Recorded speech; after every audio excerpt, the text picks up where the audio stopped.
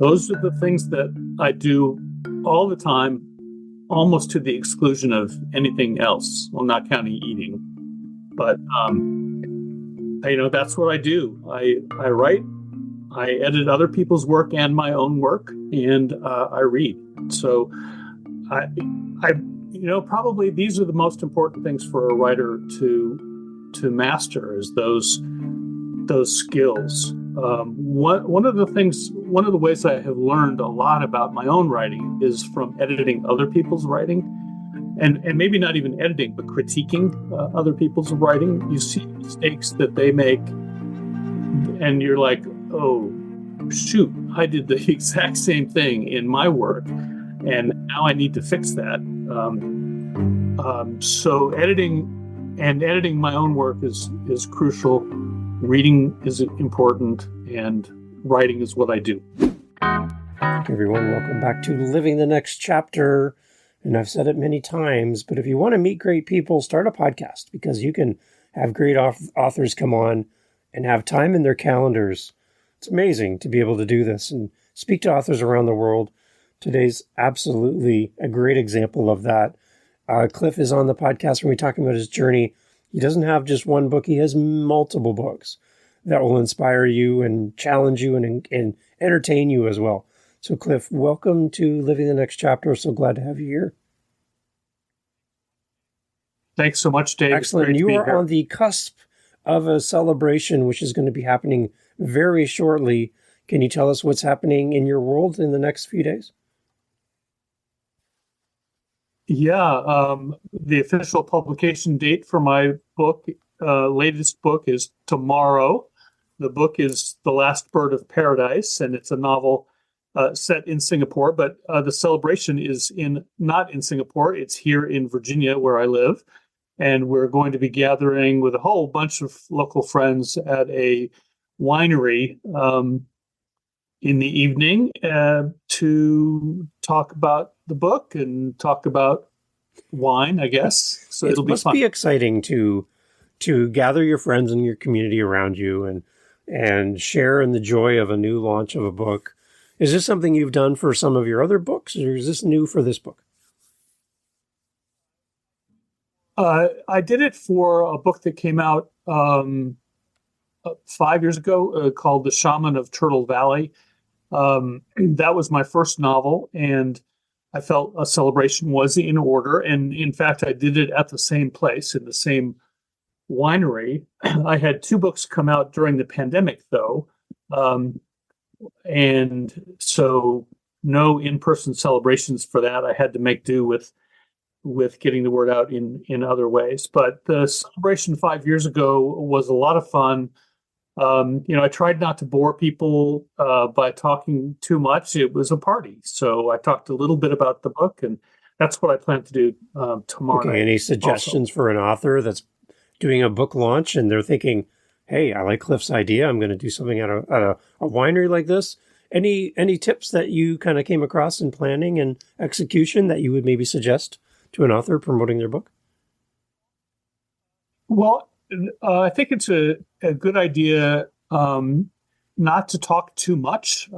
When I do readings at bookstores and so on, I do read a little bit from the book, but I think that most people who attend events like that like to get to know the author more than they want to hear him or her read. They can take the book home and read the book themselves, but it's fun to get to know the author, ask questions, hear them talk about the inspiration of the book and that sort of thing. I attended a reading several years ago. I was excited to meet this author, and he spent about 40 minutes talking about his career, and he had become a screenwriter, and he was really interesting and charming. And sort of at the end, he said, "Oh, I guess they expect me to do a reading." So he read like one page from his book, and that was perfect. Nice. That's great. So I think that's great advice, because I know I get a lot of authors that come on and they get to the finish line of writing the book. It's produced. They have a copy in their hand, and then they realize, now I got to promote this thing. I have to get out there and talk to people and get on podcasts or get in the media and share my story and why this book is in the world. And they kind of get stuck in the promotion side of it. And sometimes they feel a little abandoned where the book is all done. All of the support people have kind of moved on to the next project. And here I am with a box of books on my kitchen table. And now what do I do? So having a kind of what you're doing, an event like you're doing, sounds like a great way to kind of ease into this and tell the world, which is, it's fun. Right. And hopefully some of those people who come and have a glass of wine with me tomorrow will read the book and they'll tell their friends and spread the word. So good stuff. So Cliff, take us back. Like you have multiple books. I'm on your website as we chat, but take us back to the beginning when being an author was maybe not in the cards for you. You weren't thinking about it. It wasn't part of your plan in your trajectory of where you're heading in life. What was that moment for you that authorship became something that you fell in love with? How did that happen? I really love that question because when I was very young, like high school age, I wanted to be an author. I went to college thinking that I would prepare myself to do that. And then I got sidetracked. I traveled internationally. I was teaching English overseas. I wanted to have an international career. I went to law school. I practiced law, and all of those things took me in a different direction. And I stored up a lot of great experiences, but I was not writing about them.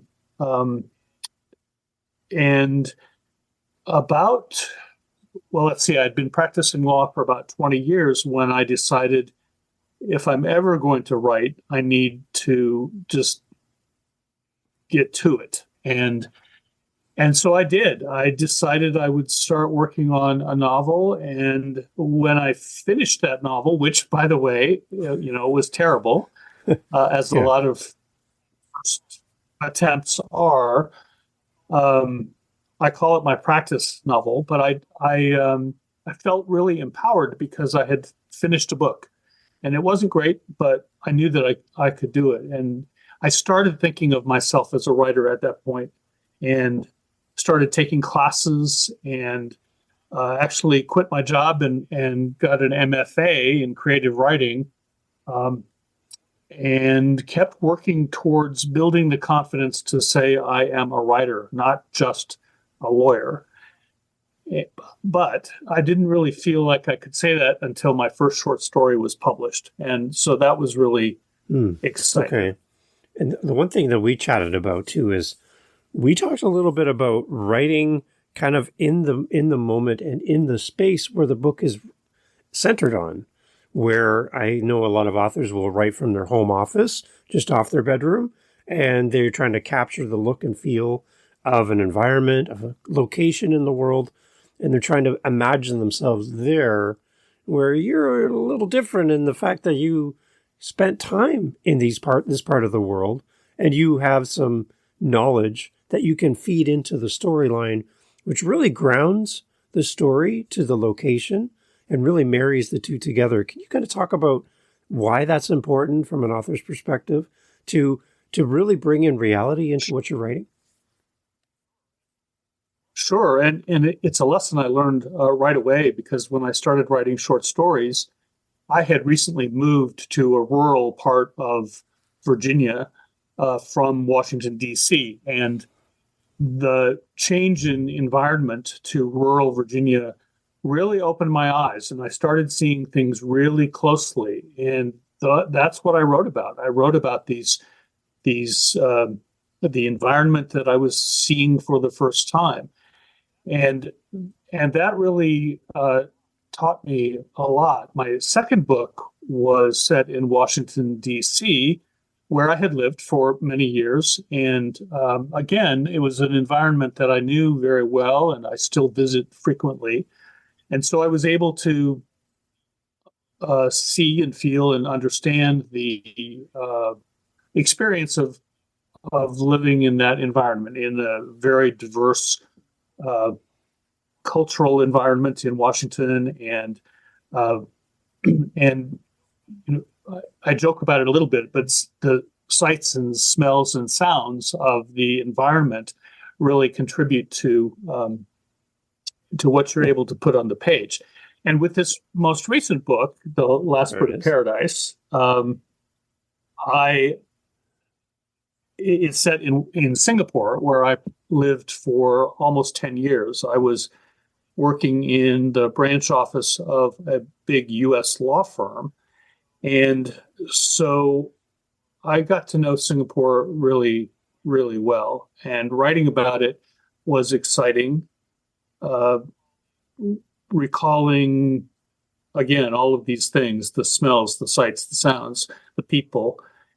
But even though I lived there for 10 years, I wasn't living there at the moment when I started writing this book. So I felt a need to go back. And I spent almost a month there several years ago doing research for the historical part of the book. And again, refreshing my sensory perceptions of the whole environment. And I don't think that I can confidently write something about a place where I haven't spent time. Yeah, that's a great point. I like that. So tell us, what is the premise around The Last Bird of Paradise? What's your big picture for this, and who did you have in mind when you sat down to start writing this?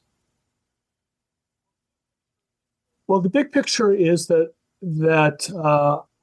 I wanted to explore the idea of unequal power dynamics in lots of contexts. So there's a geopolitical problem here, there's domestic problems, there's corporate problems as well. So if you think about employee-employer relationships, who's got the power there? Well, it's the employer, and the employee is generally exploited, especially in some environments. And the same is often true in domestic situations. In this particular story, the main character is a woman who is being expected by her husband to behave in a certain way. And that creates resentment and ultimately leads to conflict that they have to deal with. But there's also the employment situation. There are various characters in the story who are really at the bottom rung of the economy, and they struggle with their powerlessness. And so that's sort of where I was thinking about it, and it comes through in several different ways. Because it is both historical and contemporary, we see the colonial exploitation of Singapore when the British ruled the country for a century and a half, and then we see American investors coming to Singapore after World War II, and also, in a way, taking full advantage of their superior financial power. And so it's a similar sort of neo-colonial exploitation that's going on there. Nice. And then, of course, there's the big topic of the historical part of the story, which is about an incident that occurred in Singapore in 1915 related to World War I. And that, again, was a result of the colonial powers exploiting their Indian soldiers who were part of the British military.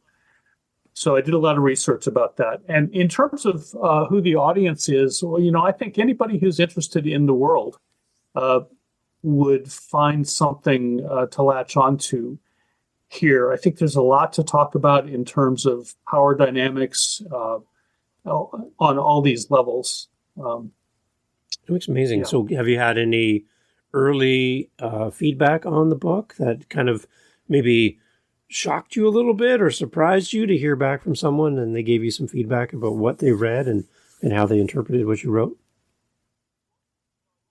Well, I love it when people get it. And one of the early reviewers said something like it's part history, part romance, part corporate intrigue.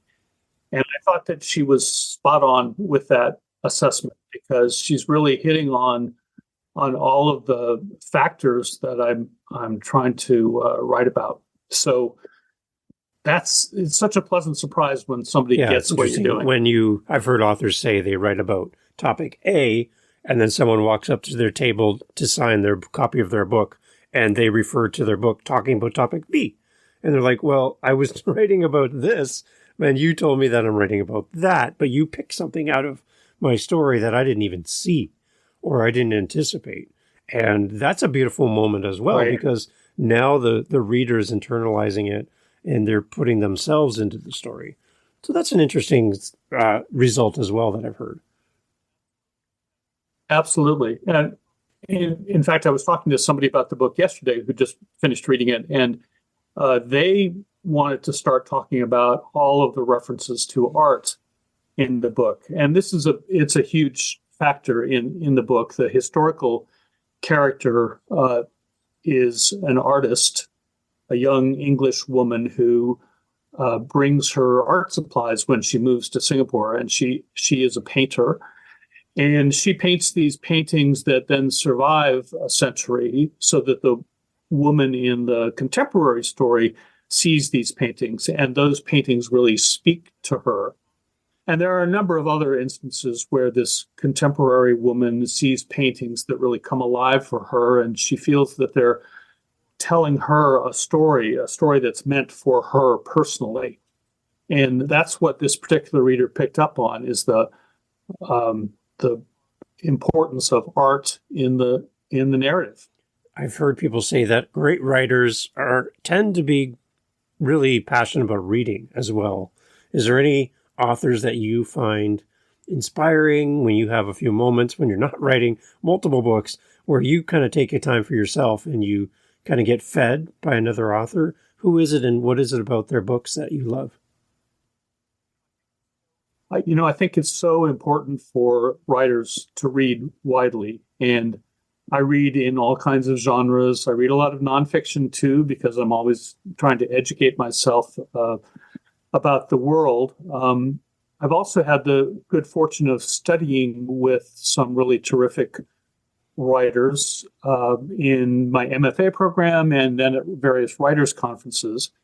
So some of the people who I really admire and so I think probably have influenced my writing are Tim O'Brien, the great author of The Things They Carried and many other books, who has a new book out recently, which is fantastic. In fact, it's called America Fantastica. And another of my teachers was Elizabeth Strout, the Pulitzer Prize winner of the Olive Kittredge books and many other novels at this point. And I learned a lot from her. I will pick up anything by Colin McCann, who is just an amazing writer, originally from Ireland, but lives in New York these days. And he also writes about these important issues that are both stories that you want to read, but they're touching on timely and really fundamental questions of peace and justice and relations among people. So those are a few. Yeah. Of what would favorites. It mean to you to have someone give your name as a response to that question?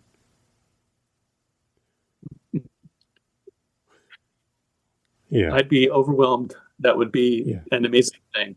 I am asked, we have books tend to get blurbs and endorsements from writers. That's a thing that sort of has to happen. And I'm always honored when I'm asked to give blurbs, because it actually means a lot. It shows me that I'm respected by that particular writer, typically an emerging writer, and so they know that I'm a little bit ahead of the curve on the same path that they're on. And then I'm also honored when I ask a writer to give a blurb for my books, and and they come I'm always through. curious when I flip through a book and I see that near the end of the book, you'll see a list of acknowledgments from the author to their community. And I always kind of wonder, who are these people? Like, who is this list of people? And like, you can see the obvious family members and partners and children and grandchildren. That makes sense. But then I see this list of people listed out for us as readers, and we might not know who these people are. How important is it for you as an author to acknowledge people that have been with you through the journey of your career as an author? What does that mean to you to kind of shine the light back to them? Is that something that you value as an author? Yeah, it definitely is. Many of the people that are acknowledged in those sections are maybe beta readers, people who read early versions of the manuscript. That's something that I've done in the acknowledgement sections of this new book. There are also often people who've given the author a leg up in some way. I also refer to writers' colonies that I've attended because it's such an amazing gift to spend time at a place like the Virginia Center for the Creative Arts, where I wrote a lot of this book. And so they go into my acknowledgments. And then, frankly, it was a big help to me when I was doing research for this book to go to the National Library of Singapore. And I had a librarian who I don't name in the acknowledgments, who helped me find materials that I needed. And so I think that's another way we are supported, when people help us with finding the information we need. I'm curious too, Cliff, with so many books in your library, and again, I'm on your website while we're chatting and I'm scrolling through book, another book, there's another one. What is the life cycle of promoting a book from your perspective for an author with multiple books? Like, at some point you have to move to the next project and get excited about that, have wine, celebrate the launch of the book. But how far back do you go talking about your library of books to honor all of the creative things that have happened in the past? How do you juggle all of the promotion around multiple books? I'm really curious if you have any insight for authors that are thinking about writing the way you are, with multiple versions, multiple books out there. That's a really interesting question. I don't think anybody's asked me that before, but one of the things that I did last year or the year before, I had a birthday party for one of my books. It came out 10 years before the party. So I was celebrating its 10th birthday. It was fun. It was at a wine bar, not a winery at that time. And I invited a bunch of people to come, and many of them were new to me because they had moved to my area more recently than the book had. So we celebrated the book. I talked a little bit about that book, and people who had not purchased the book yet bought it then. So 10 years after its original publication, that one was still alive. So I like the idea of birthday parties. I think I'll continue to do that. That's awesome.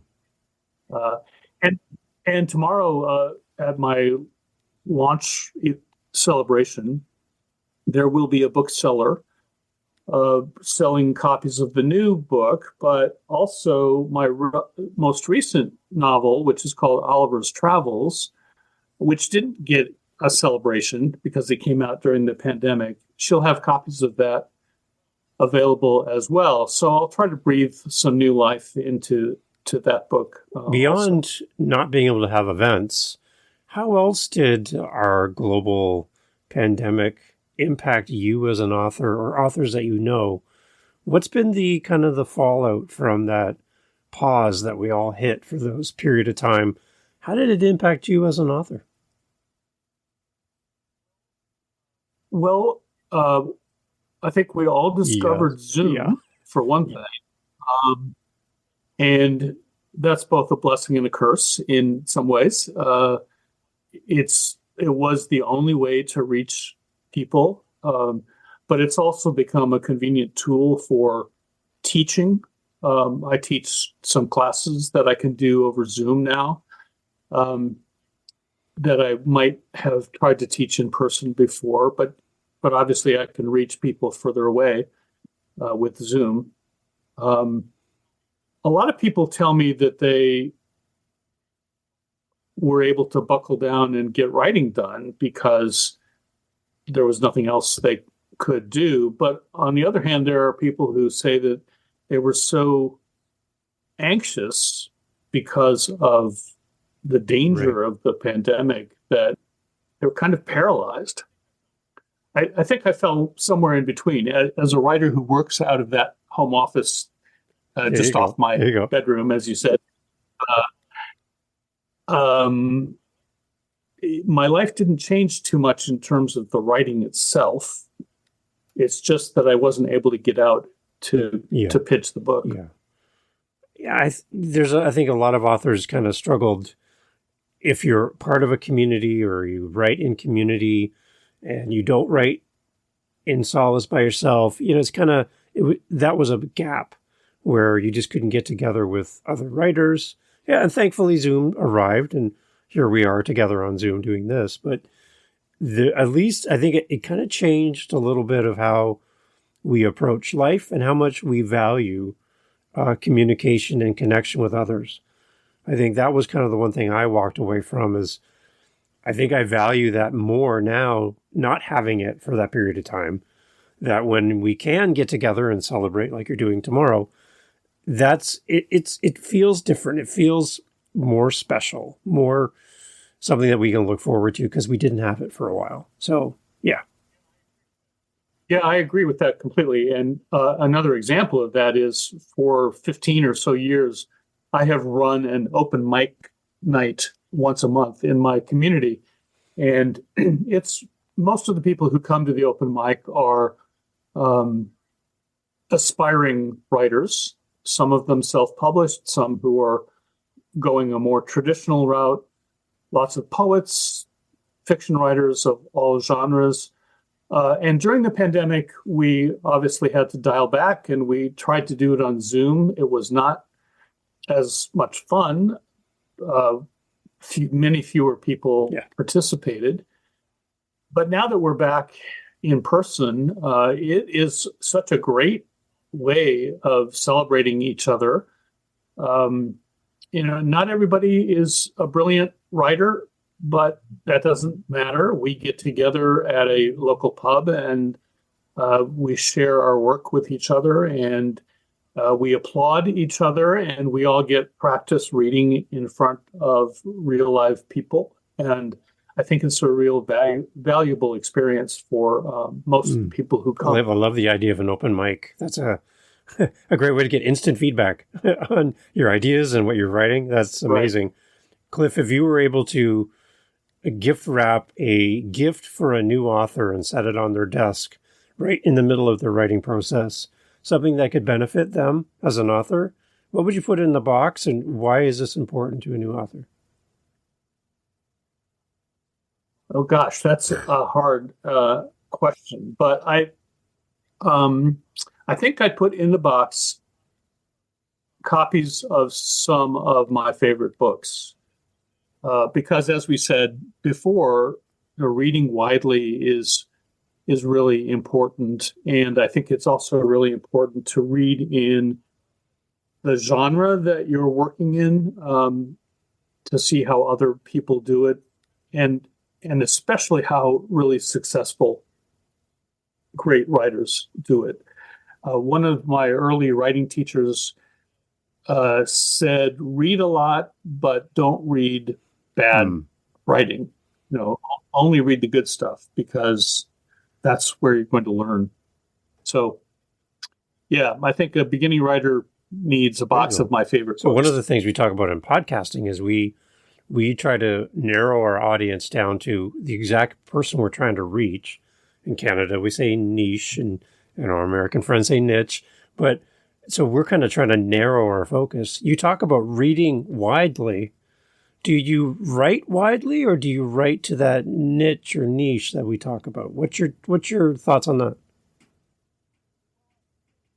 Well, I think that, I categorize my work as literary fiction, which scares some people. Um, and I think it's not that I'm trying to get away from being literary, but I did in The Last Bird of Paradise try to make the work appeal to readers of other genres also. So, there's a healthy dose of romance. There's a bit of a thriller plot element to it. And historical fiction is often viewed as a different genre altogether. So I've got all of these combined in one book. And, I think that's a good way to go. Maybe I can appeal to a wider audience, but not really change my writing style, which is, after all, literary. So if I went upstairs to my wife right now and told her that I'm going to write something with a romantic element to it, I can see the eyebrows raise, a tilt of the head, and go, "Oh, really? You're going to what?" So, is there somebody that helps you along as an author, Cliff? They kind of, because we don't know what we don't know, right? And I'm not saying you're not romantic by no means, but I'm just saying when you're writing and a little bit outside of what you would normally write and you're bringing in new elements, is there someone that kind of gives you some guidance and direction, or are you just kind of just writing and to see what happens?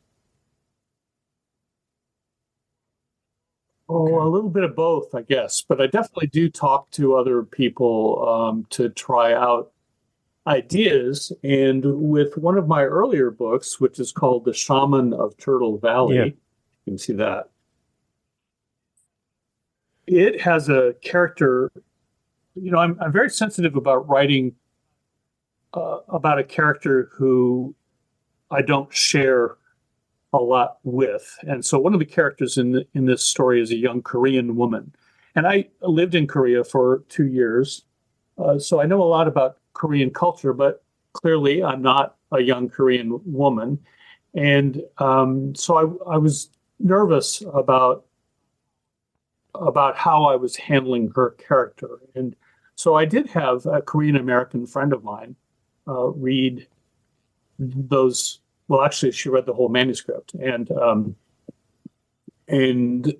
helped me resolve a couple of issues that she was uncomfortable with. And so, I can't do that for every person because every person is different. But if I'm crossing a cultural boundary, I think that's a mostly useful thing to do. Yeah, because again, we don't know what we don't know, and bringing in that outside view can make our writing more realistic. Again, going back to writing on site, being in the culture, being in the country, gives you a different vision than, again, back to the bedroom, back to the office of the bedroom. It gives you a different sense of placement, and you feel like I guess you would feel as an author that your writing's more grounded, I would think.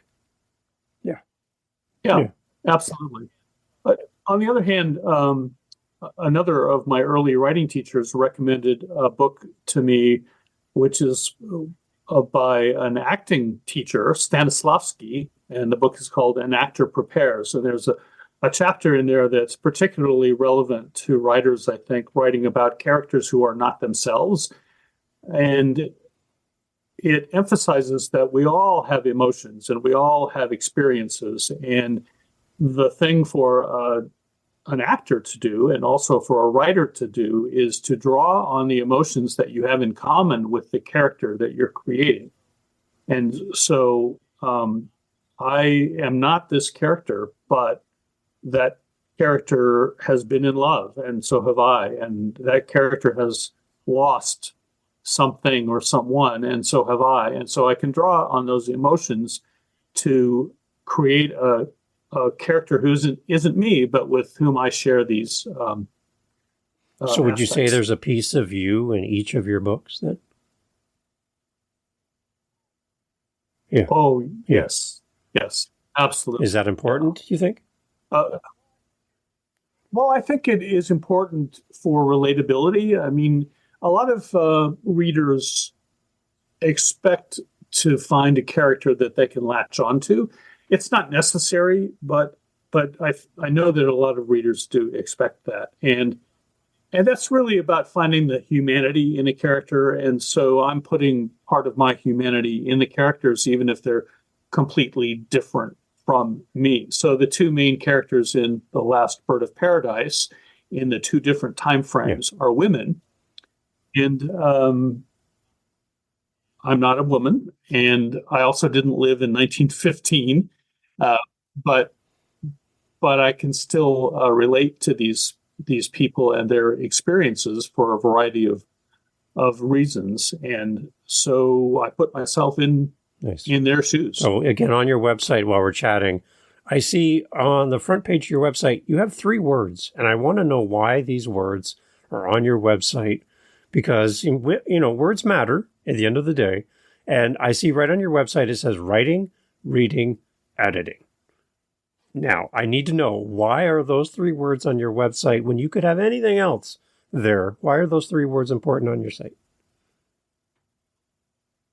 Those are the things that I do all the time, almost to the exclusion of anything else. Well, not counting eating, but that's what I do. I write, I edit other people's work and my own work, and I read.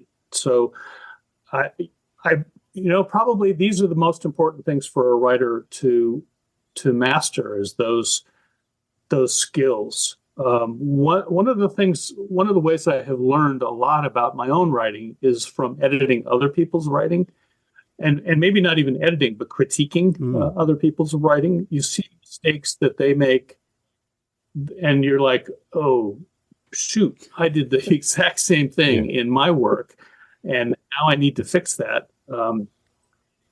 So editing my own work is crucial. Reading is important, and writing is what I do. So any editing tips for an author working with an editor?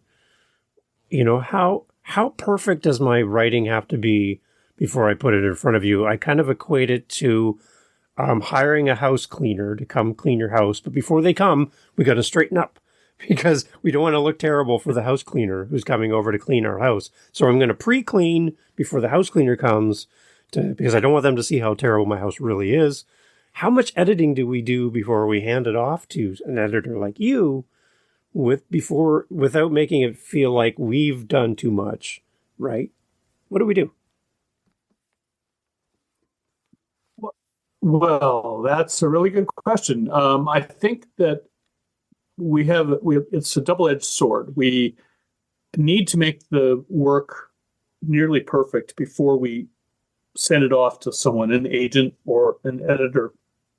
But perfection in that sense is more about cleanliness, to get back to the housekeeping metaphor, in terms of grammar and punctuation. I think editors and agents who receive a manuscript that has errors in it are going to latch on to those errors as an excuse to say, no, I don't want to work with this manuscript. The editing that they should be doing, ideally, would be more content. They would identify holes in the plot, or linkages that could be made, or issues that could be etched more finely. And that's the kind of editor that a writer really needs. A writer should be able to do the cleanliness kind of editing on their own. I'm doing right now. I'm guest editing a literary magazine's next issue, and so I'm reading several hundred submissions of short stories. And if I see a short story that has bad grammar, bad punctuation in it, I don't even need to read the second page because I know that we don't have the time to fix those things for the writer. The writer has to do it themselves. Okay, so that's interesting. It's nice to hear your perspective on that as well. For an author that's writing and thinking, is this good enough? Because I think some of the feedback I've heard from authors is, I'm afraid to hand my work off to an editor and then it come back to me and not sound like me. Because maybe I'm not the most articulate. Maybe I don't know those really expensive $5 words. That's not how I speak. And if somebody met me in person, my book doesn't represent me because it doesn't sound like me anymore because someone's gone in and made it sound better, right? So how do I keep the humanity of me as an author without it sounding like my editor compared to it sounding like me? Right. Well, that's a really important issue because the better editor is going to give you suggestions rather than changing your writing. So when I got the manuscript of The Last Bird of Paradise back from the publisher, it had lots of suggestions of things that I should consider, but it was ultimately up to me. I mean, the editor acknowledged that it's my work and it has to be to my satisfaction, not just theirs. So sometimes there's a negotiation involved, right? If there's a word that you wouldn't have used, then you say, that's not my word, editor. Right. We're not. Okay. So Cliff, you've been so gracious with your time, and I know you need to go and get ready for your big event that's coming up soon. Before I have one last question for you at the end as we close off, but again, take us through the website. Take us through, again, all the books are listed here on your site. Walk us through the website and maybe where you're most active online, where if somebody wants to reach out to you, they have a question for you, they're inviting you to come speak, right? They're interested in following up after our time together, where they can contact you. And then I have one last question for you as we close off. But tell us about the website. Okay, so the website is my name, cliffordgarstang.com. And it's been up and active for many years. So as you noted, the information about all of my books is available there. I also have a blog on the website where I talk about various writing issues and, frankly, other things too. If I take an interesting trip, I'll probably post pictures of the trip.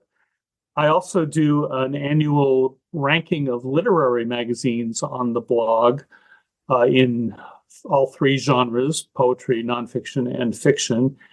And I do that as an aid to people who are submitting work to literary magazines. People have found it very useful for tiering their submissions so that they're not really getting too far out of whack of where their work should go. So there's a lot on the website, and that's a good place to contact me if anyone is interested. I also have a page with my events calendar, so it shows where my appearances are going to be.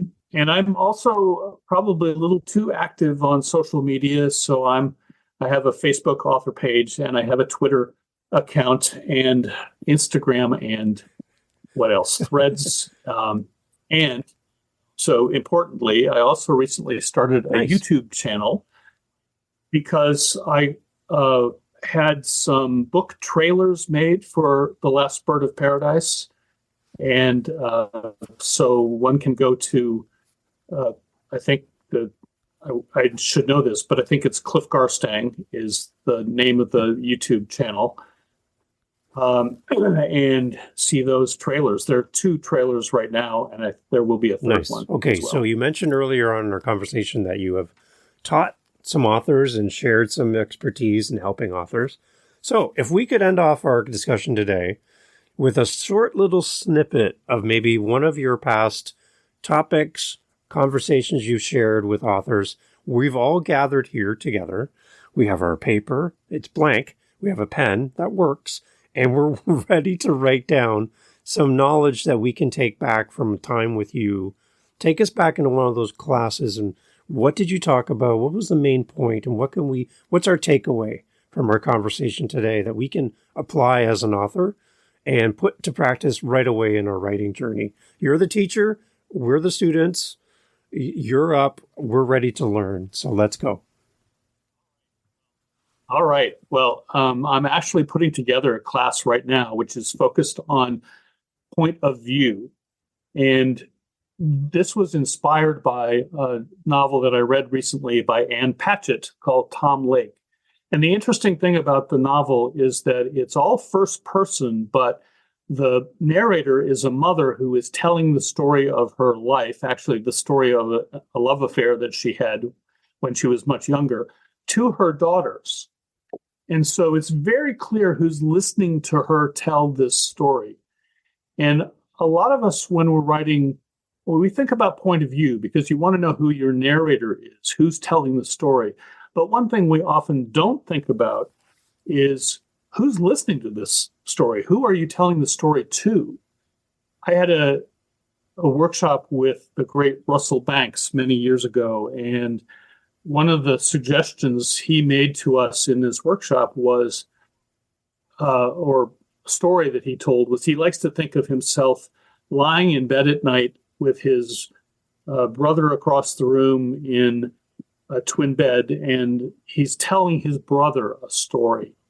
And that's how he can really get his arms around the narrative that he's writing, which I think is brilliant. And I love that. And I use that example all the time. But now I also use this example of the Ann Patchett book because it really determines the content of what is being said. So the mother telling the story about her earlier affair, she's telling it to her daughters. So she leaves out, a lot of the juicy stuff. And it also affects the language that she uses when she's telling this story to the girls.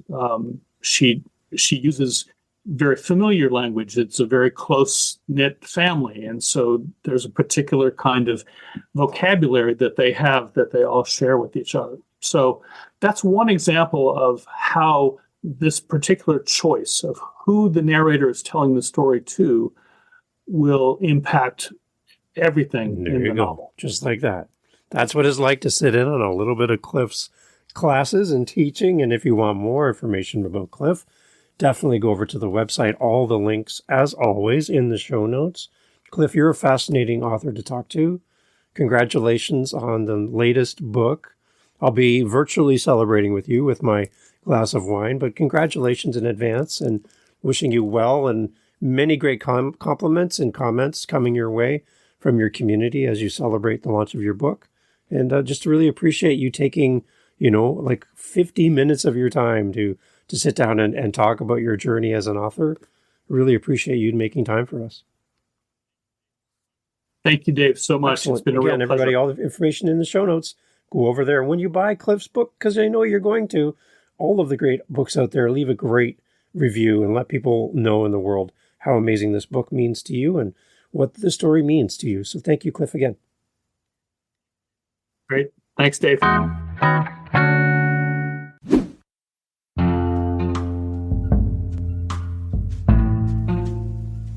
Hey, well, thank you for listening. It's a new year, and we're excited to be releasing even more great episodes of Living the Next Chapter. And we want you to come along for the journey. Thank you for being here. If you know of an author that you would love to have featured on the podcast, an author that you enjoy, an author that brings you that excitement, that you would just love to hear them interviewed on this podcast, I would love to hear your suggestion for a future guest. And what would be a question or two that you would want us to ask them on your behalf? Go to livinginthenextchapter.com. There's a little speak pipe icon there. You can leave me a voice message. Tell me who should be on the show and give me some question ideas. And I'll use your request and reach out to that author and invite them on. and give you full credit for the idea. livingthenextchapter.com. Would love to hear your suggestion, and thank you for listening. Catch you on the next episode.